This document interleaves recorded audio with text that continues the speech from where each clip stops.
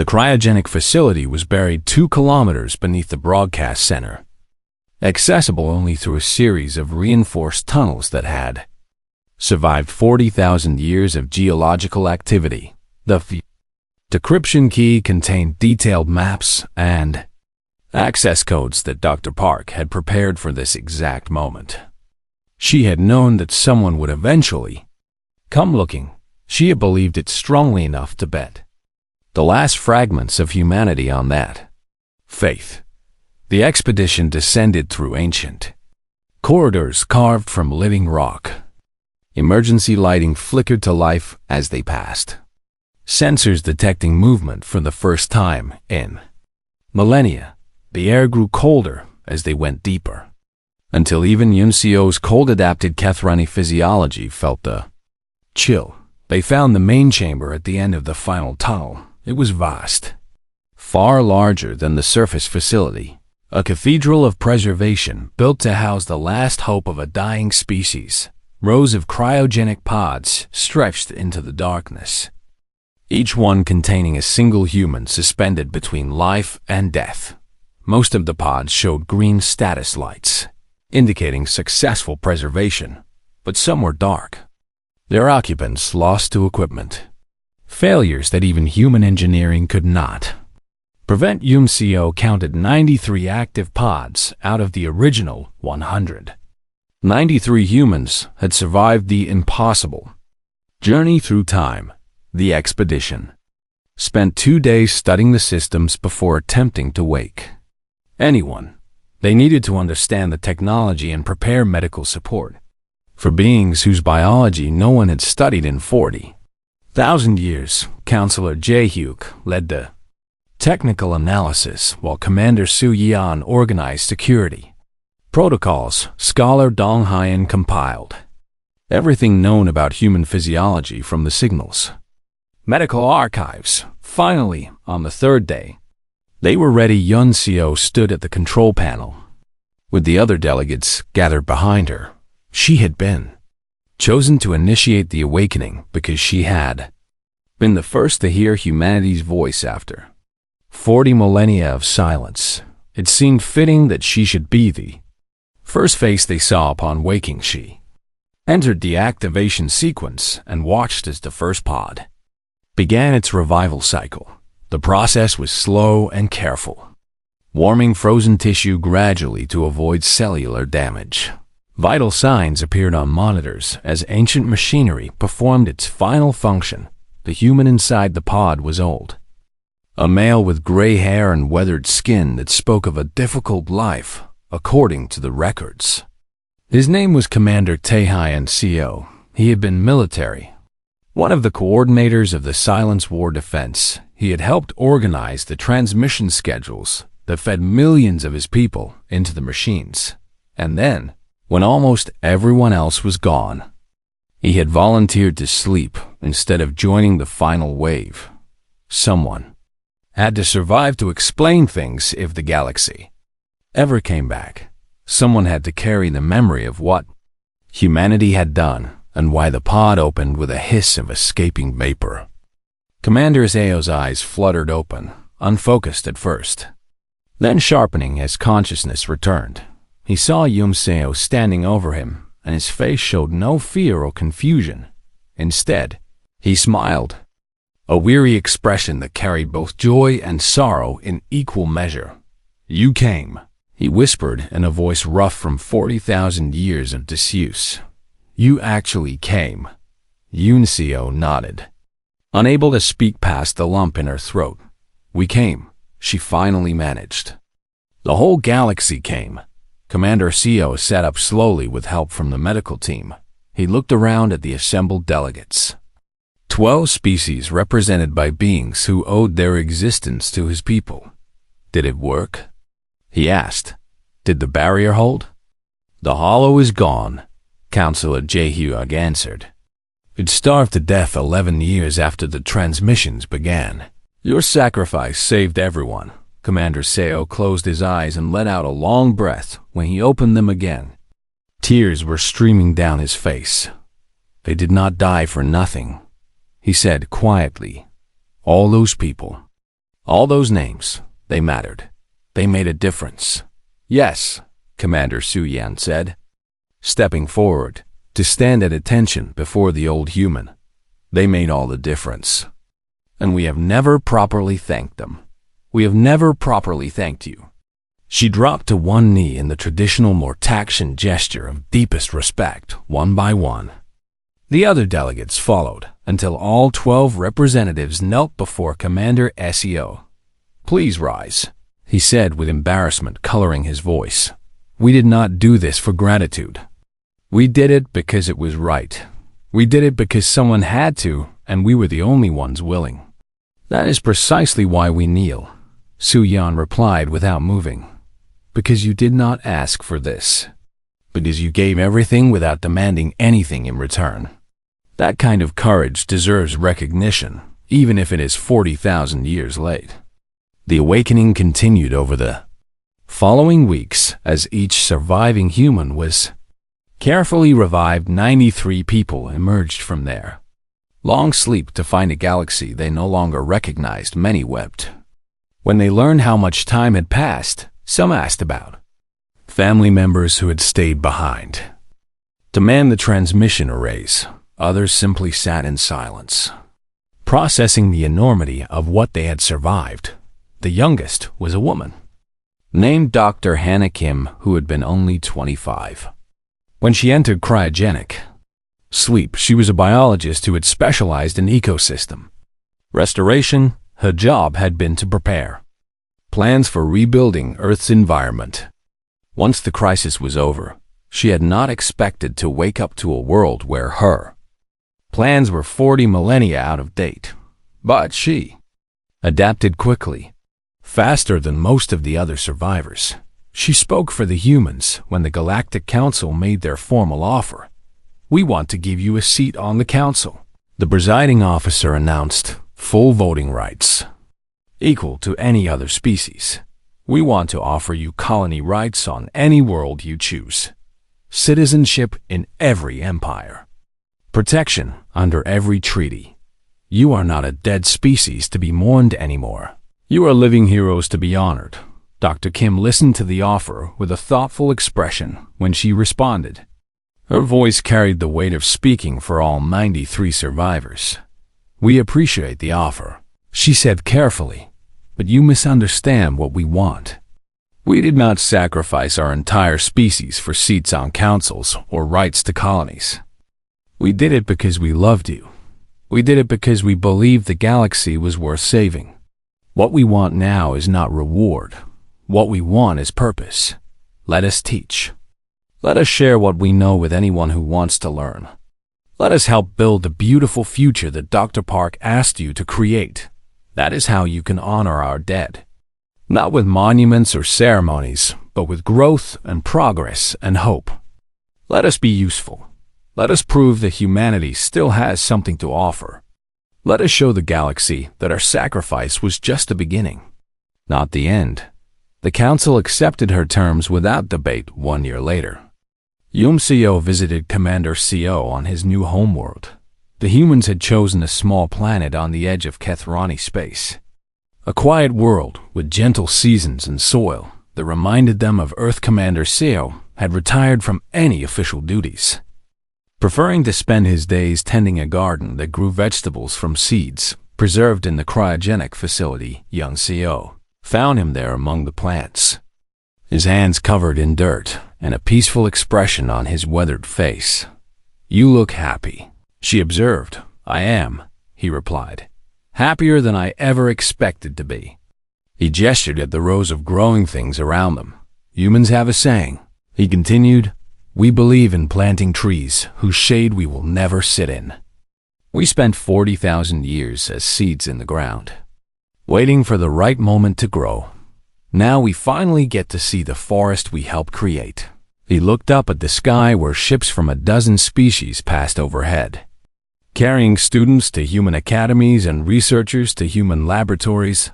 Dr. Park would have loved this, he said softly. She always believed that love was the answer to everything. I think she was right. I think she was always right. Young Co sat beside him in the garden and watched the sky. Somewhere up there, 92 other humans were teaching and learning and building connections with species who had once forgotten they existed. Humanity had returned not as conquerors or victims, but as teachers and friends. The signal had traveled 40,000 years had finally been answered, and the answer was exactly what the humans had hoped for. The answer was love, returned at last. The expedition to Earth took 3 weeks to organize and another 4 weeks to complete. 12 species sent representatives, one from each of the great civilizations that humanity had died to save. The Galactic Council insisted on a joint mission to demonstrate unified respect for the fallen. Young Co was chosen to represent the Kathrani collective, despite her youth and junior status. Day One argued that she had earned the right by discovering the signal and dedicating herself to decoding it. The ship they used was called the Remembrance, a diplomatic vessel equipped for long journeys through unexplored space. It carried 50 crew members and 12 official delegates, plus equipment for ground exploration. The journey was uncomfortable in ways that had nothing to do with the ship's amenities. Tension simmered beneath the surface as representatives from species that rarely interacted were forced into close quarters. The Valthari delegate, a tall being named Counselor Jehuk, spent most of his time reading historical records about humanity. He seemed determined to learn everything he could before arriving at their homeworld. The Mortaxian representative was a military officer named Commander Su Yan, who struggled to reconcile her warrior culture with the reality of what humans had done. Her people prided themselves on courage and sacrifice, but they had refused to volunteer when the moment came.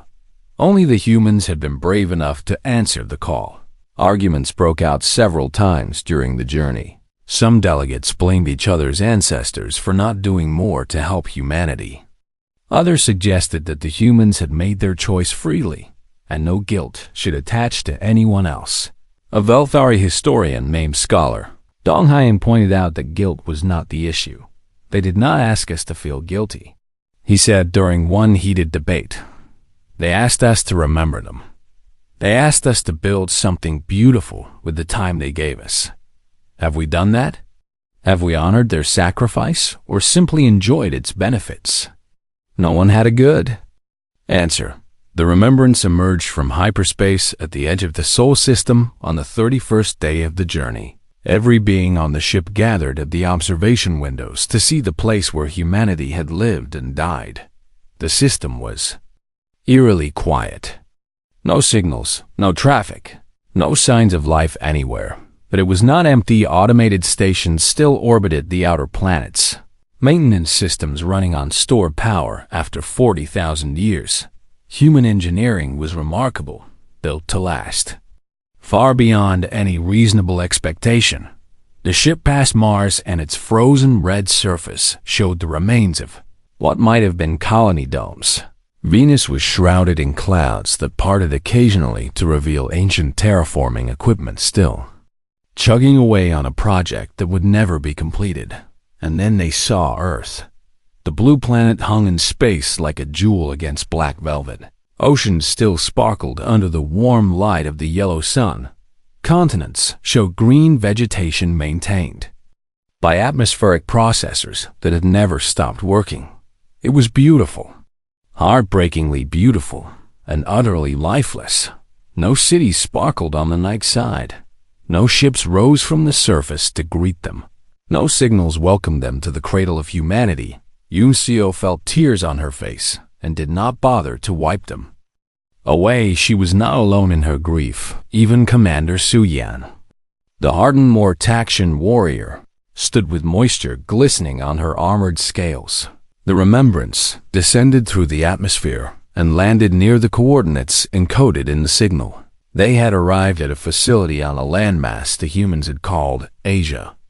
In a region once known as Korea, the broadcast center stood exactly where the record said it would be. A squat building of practical design surrounded by overgrown gardens. The doors opened easily, because they had been designed to open for whoever came looking. Inside, the air was stale but breathable, filtered by systems that still functioned after all this time. The expedition moved through corridors lined with photographs and personal items left behind by the final broadcast team. They found the main control room at the heart of the facility. The equipment was primitive by modern standards. Chunky machines with physical buttons and screens that flickered with residual power. And at the central console, they found what remained of Dr. Minji Park. Her skeleton sat in a chair with hands resting on the controls, as if she had simply fallen asleep. She had stayed at her post until the very end, coordinating the final transmissions until there was no one left to transmit. Someone, perhaps the last human alive on Earth, had placed a blanket over her shoulders before leaving. The gesture of kindness made Yunseo sob openly. Counselor Jae-hyuk found the vault in a side room, a small secure container with a biometric lock that had been disabled. Inside was a data crystal containing the decryption key and a final message addressed to whoever found it. The message was from Dr. Park herself, recorded in the final hours before humanity's end. "If you were watching this," she said, "then you cared enough to come looking. Thank you for that. Thank you for not forgetting us." The encrypted segment of our transmission contains one final gift. We knew that our sacrifice might not work perfectly. We knew that the Hollow might return someday, or that other threats might emerge. So we prepared for the possibility that the galaxy might meet us again. 100 of our best and brightest volunteered to enter cryogenic sleep. They are hidden deep beneath the surface in a facility designed to last until someone came. They carry our knowledge, our culture, our hope for the future. They are our seeds, planted in the soil of our homeworld, waiting for the right moment to grow. The decryption key will lead you to them. What you do with them is your choice. Wake them or let them sleep. Give them a new home or let humanity remain a memory. We trust you to make the right decision. We have always trusted you, even when you could not trust yourselves. That is why we gave everything we had, because we believed in you. We still do. The recording ended and silence filled the room. Yunseo looked at the data crystal in her hand and felt the weight of an impossible responsibility somewhere beneath her feet. 93 humans were still alive, preserved in ancient machinery, waiting for the galaxy to decide their fate. She turned to face the other delegates. 11 representatives of species that existed only because humanity had chosen to die. "We need to find them," she said. "We need to wake them up." Commander Su Yan stepped forward with purpose blazing in her eyes. "Then let us stop standing here and start searching," she growled. "We have waited 40,000 years to repay this debt. Today, we begin." News of the signal spread through the galactic networks like fire through dry grass. Yunseo had expected curiosity and perhaps some interest from historians and academics. She had not expected the response that actually came within days of the initial announcement. Billions of beings across thousands of worlds were demanding access to the transmission. The Galactic Council held emergency sessions to discuss what should be done with the information. Some representatives argued that the signal should remain classified. They said the old wounds were best left undisturbed, and that revealing the truth would only cause pain. Others countered that the galaxy had hidden from its shame long enough. They said humanity deserved to be remembered, and that denying them now would compound the original betrayal. The debate raged for weeks while Yunseo and Day One continued their decoding work. What they found in the deeper layers of the signal changed everything. The humans had known from the beginning that they would not survive. They had accepted their extinction as the price of saving others, but they had not simply waited to die. Instead, they had spent their final years creating something extraordinary. Dr. Minji Park had organized a project she called The Last Broadcast. Every human who could contribute was asked to share their knowledge before their turn at the transmission. Arrays came scientists that documented their research and theories. Engineers recorded their techniques and innovations. Artists created works that captured the human spirit in all its complexity. Teachers prepared lessons for students they would never meet. Parents recorded messages for children who would never be born. The result was a comprehensive archive of everything humanity had learned and dreamed and hoped for. Yuncio found medical advances that could cure diseases still plaguing some galactic species. She found engineering solutions to problems that had stumped the greatest minds in the Volthari Dominion. She found agricultural techniques that could feed populations on worlds previously considered barren. She found theoretical physics that suggested faster methods of space travel than anything currently in use. The humans had given away their future. They had taken everything they might have built in the centuries to come and handed it freely to the species they were saving. There were no patents or restrictions or demands for credit. The knowledge was simply offered with love and hope that it would be useful. Yuncio also found the personal messages, thousands of them recorded by ordinary humans in their final days. A farmer named Junho talked about his crops and his hopes that someone would continue developing the drought-resistant grains. He had been working on a musician named Su Min performed her final composition, a haunting melody that seemed to capture both sorrow and joy in equal measure.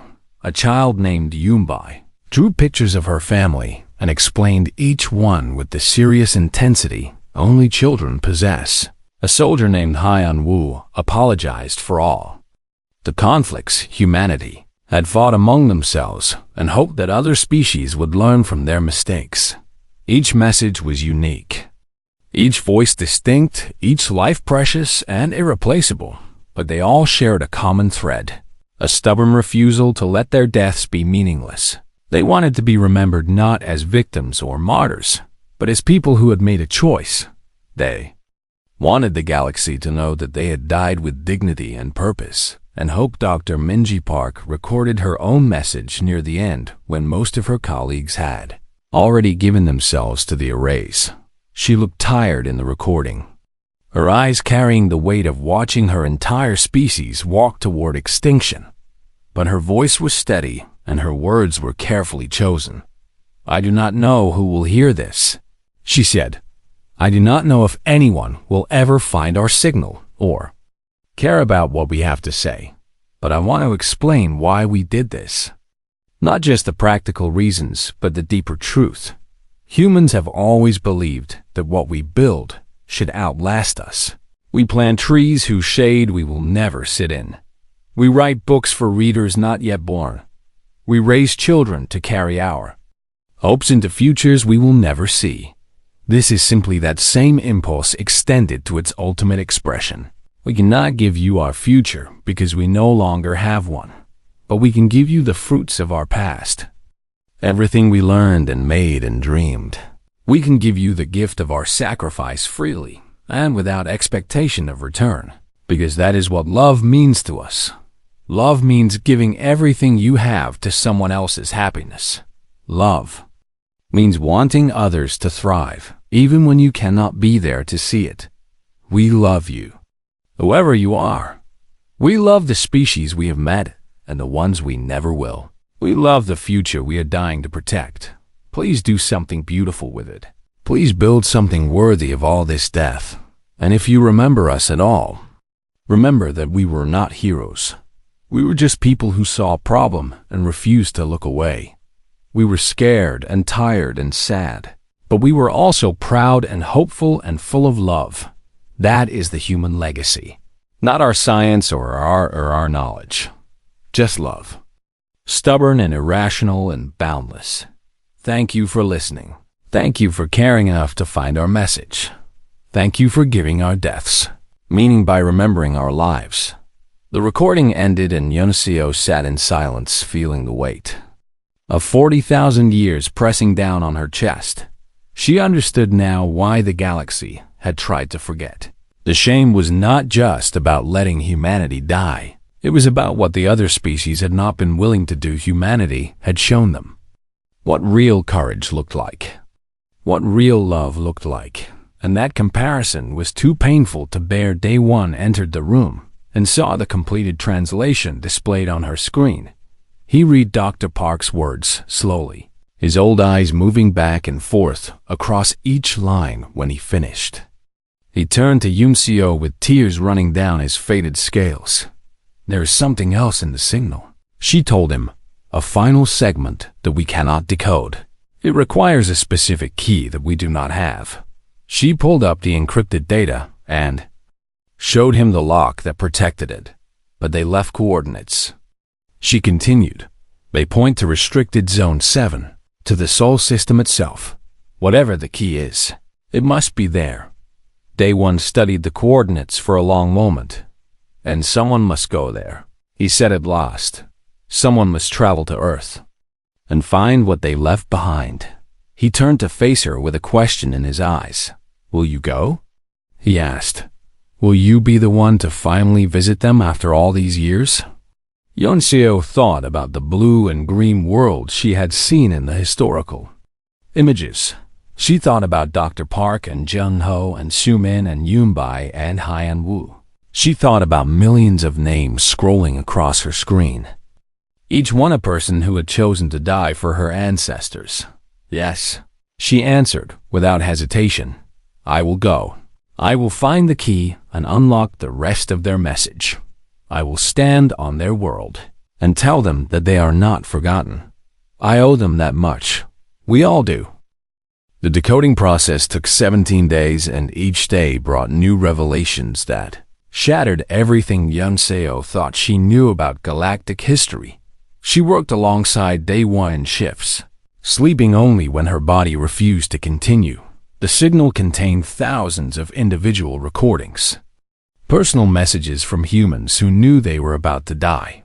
But woven through these personal testimonies was a complete historical record of the Silent War. The humans had documented everything because they wanted the future to understand why they made their choice. Yuncio listened to their voices and watched their recorded images, and slowly the truth emerged from 40,000 years of deliberate forgetting. The hollow had come from somewhere beyond normal space, a dimension that no species had ever explored or even knew existed.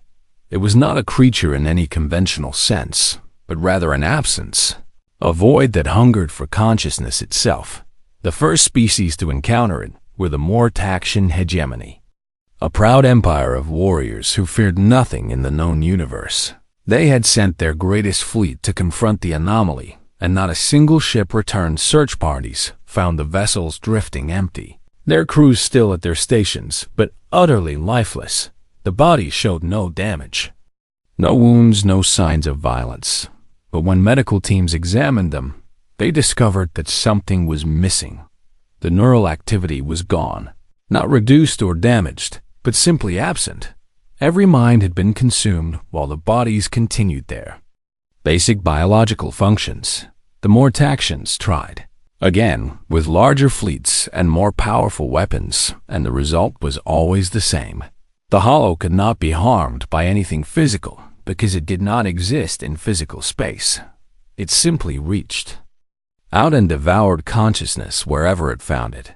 Within a decade, the Mortaxian hegemony collapsed as the hollow spread through their territory. Trillions of minds were consumed, leaving behind a civilization of empty shells that still walked and breathed, but would never think again. The other great powers watched in horror as one of the mightiest empires in galactic history fell to an enemy they could not even understand. The Volthari Dominion tried diplomacy and offered the hollow anything it wanted in exchange for peace. The hollow did not respond because it could not communicate. It was not intelligent in any way the galaxy recognized. It was simply hungry, endlessly and eternally hungry for the spark of consciousness that made life meaningful. The Kethrani collective attempted to flee, abandoning their outer colonies and retreating to their core systems. But the hollow followed them because it could sense consciousness across vast distances. Running only delayed the inevitable. One by one, the great civilizations of the galaxy faced extinction. Yunseo watched recordings of the panic and despair that gripped every species as hope-fated leaders made desperate speeches about fighting to the last. Scientists proposed increasingly wild theories that never worked. Religious figures declared the end times had come, and through it all, a young species on the edge of explored space watched and waited and thought. Humanity had only achieved faster than light travel a century before the Silence War began. They were newcomers to the galactic community, barely acknowledged by the older species. Their 12 colony worlds were considered insignificant compared to the vast empires that surrounded them. But humans had one quality that set them apart from every other species in the galaxy. They refused to accept that any problem was unsolvable. A human scientist named Dr. Minji Park led the team that discovered the Hollow's weakness. The entity fed on consciousness. But consciousness was not a simple thing. It operated on specific frequencies, patterns of neural activity that varied between species, but shared common characteristics. Dr. Park theorized that if they could generate a counter-frequency, they could disrupt the Hollow's feeding process.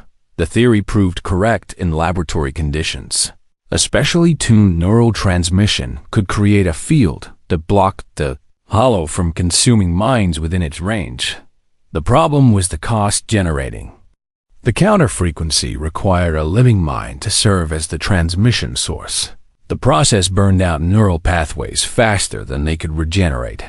A single human could protect a small area for approximately 6 hours before their mind was completely destroyed. Protecting a planet required thousands of transmitters working in shifts. Protecting the entire galaxy from the Hollow would require millions of minds sacrificing themselves continuously until the entity starved. No species would agree to such a plan. The Velthari calculated the numbers and declared the cost unacceptable.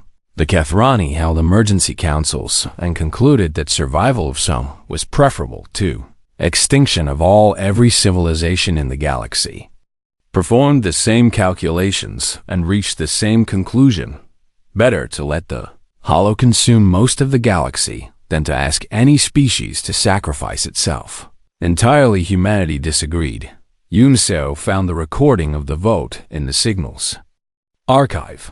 Every human colony had participated. Every adult given a voice in the decision. The question was simple. Should humanity volunteer to save the galaxy, knowing it would mean their complete extinction?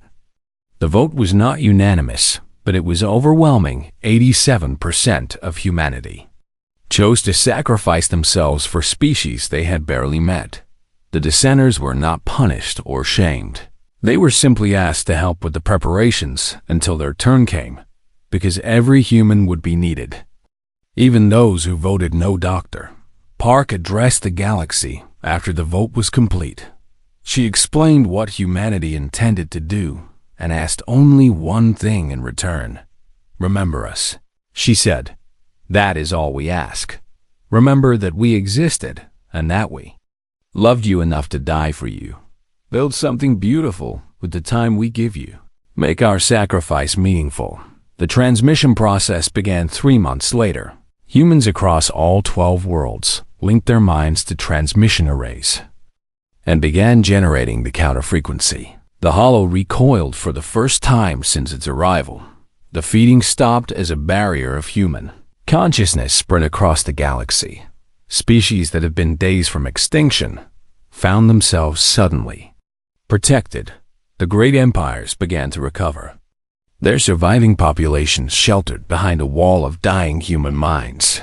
But the wall required constant maintenance every 6 hours. Another wave of humans stepped forward to take their place at the arrays. Every 6 hours, another wave of humans burned out their minds to keep the barrier intact. The process continued for 11 years. 11 years of continuous sacrifice as humanity fed itself to the machine that protected everyone else. Parents transmitted alongside children, lovers held hands as their minds faded together. Entire communities walked into the arrays, singing songs of hope and defiance. And when the last human finally fell, The Hollow had starved to nothing. The entity that had consumed trillions of minds across hundreds of worlds was finally gone. Humanity had won a war that every other species had declared unwinnable. The cost was everything they were and everything. They could have been. Yunisio finished the historical recordings and sat in silence for a long time. Day one found her there hours later, still staring at the blank screen. "Now you understand," he said quietly. "Now you know why we tried so hard to forget. The shame was too great to carry, so we buried it instead." Yunseo looked up at him with eyes that had aged decades in 17 days. "They did not want us to feel shame," she said. "They wanted us to feel grateful. They wanted us to feel loved." She turned back to the decoding station where more of the signal waited, and they sent us more than just their story. She continued. "They sent us gifts, knowledge they gathered in their final years. We need to see what else they wanted us to have." Day one nodded and moved to help her. The dead had been patient for 40,000 years. The living could afford to take a little more time to honor them properly. The signal came from nowhere and everywhere at once. A whisper from the dead zones of space, where no living creature had traveled in 40,000 years. Yunseo noticed it first, because she was young and bored and had nothing better to do than stare at screens that never showed anything interesting. She worked as a junior archivist on the Galactic Archive Station, a massive structure that orbited the cold remains of the Velthari Dominion's ancient capital system. Her species, the Kathrani, had evolved for patience and careful observation. But even the most patient creature grew tired of watching empty space day after day. The signal appeared as a small blip on her monitoring station, barely visible among the cosmic background noise that filled the universe. She almost dismissed it as interference or equipment malfunction, because that was what it usually turned out to be. But something made her look closer, something in the pattern that felt deliberate rather than random. She ran the standard analysis protocols and watched the results populate her screen with growing confusion. The signal was old, impossibly old, degraded by its journey through 40,000 years of space. It originated from Restricted Zone 7, a sector of the galaxy that every species had agreed to quarantine after the Silence War. Nobody talked about Restricted Zone 7, because nobody wanted to remember what had happened there. Yunseo pulled up the classification files and found nothing but warnings and prohibitions. Access denied appeared across her screen in 12 different languages. She should have stopped there and reported the anomaly to her supervisor and forgotten about it. Instead, she began working on decoding the signal, because curiosity was a weakness she had never learned to control. The first layer of the transmission was mathematical, a sequence of prime numbers that served as a universal greeting. This told her that whoever sent the signal wanted to be understood by any intelligent species that received it.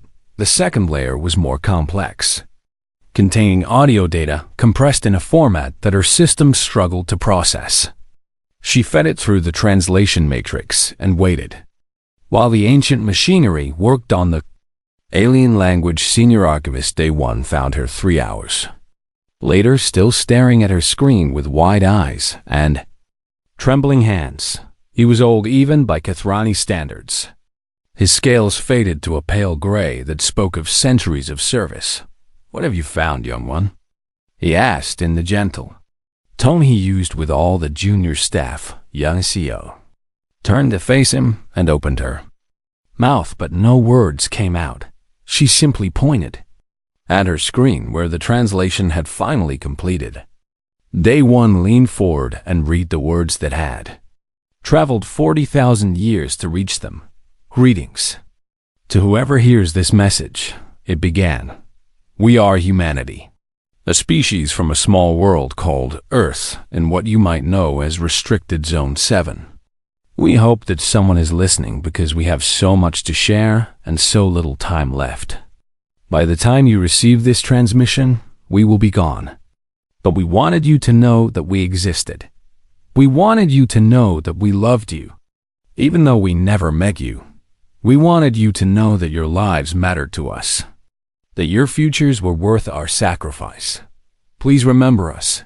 Day One stepped back from the screen as if it had burned him. His old eyes held something Juncio had never seen before, something that looked almost like fear. "Humanity," he whispered the word like a curse or a prayer. He moved to his own terminal and began pulling up files that Juncio had never seen before. Classification levels she did not even know existed appeared and disappeared as he dug deeper into Forbidden's archives. "What is humanity?" Juncio asked, because she had never heard the word before. Day One did not answer immediately. His attention fixed on the data streaming across his screen when he finally spoke. His voice carried the weight of secrets kept for millennia. "They were a young species," he said. "One of the youngest to ever achieve spaceflight. They had only 12 colony worlds when the Silence War began. They should have been nothing. A footnote in galactic history, forgotten before they ever mattered. Instead, they became everything. And then they became nothing again." He turned to face her with ancient sorrow in his eyes. "They saved us all. Juncio, every species in the galaxy. And we repaid them by forgetting they ever existed." Juncio felt cold despite the regulated temperature of the station. "How?"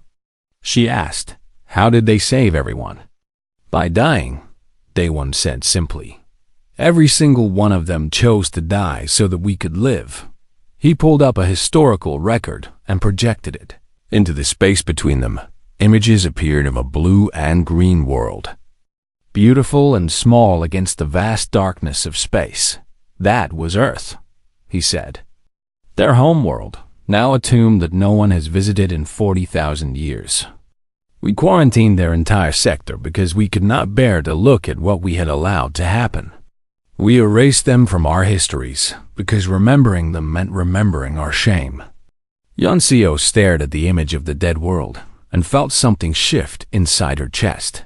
"But they sent this signal," she said. "They wanted to be remembered. They spent their final years creating this transmission instead of trying to save themselves." Day One nodded slowly as understanding dawned in his old eyes. "They did not blame us," he said with wonder in his voice. "They knew we let them die alone, and they still reached out to us with love." He turned back to the signal data and began a more thorough analysis. "This is not one message," he said after several minutes of work. "This is thousands of messages layered and compressed together. Someone spent years encoding this transmission, filling it with everything they wanted us to know." Juncio moved to stand beside him as more data revealed itself. Names began appearing. Millions of names scrolling across the screen in endless columns. "What are these?" she asked. "People," Day One answered, his voice cracking on the word. "These are the names of everyone who died. Every human who sacrificed themselves for us. They wanted us to know their names. They wanted us to remember them as individuals, not just as a number." Juncio watched the names scroll past and felt tears forming in her eyes. She did not know these people, had never known they existed until today, but somehow their names carved themselves into her heart one by one. "We have to tell everyone," she said. "The whole galaxy needs to know about this." Day One was quiet for a long moment before he nodded. "Yes," he agreed. "We do. We have kept this secret for 40,000 years, and it has poisoned us all. It is time to remember." He reached out and placed a weathered hand on her shoulder. "But first, we must decode everything they send us. We owe them that much at least. We owe them the dignity of hearing their full message before we share it with the universe." Juncio turned back to her station and began the long process of decoding. Somewhere out there in the darkness of Restricted Zone 7, an entire species had died with hope in their hearts. They had believed that someone would eventually hear their voice. They had believed that the galaxy they saved would want to remember them after 40,000 years of silence. Yunseo was determined to prove them right.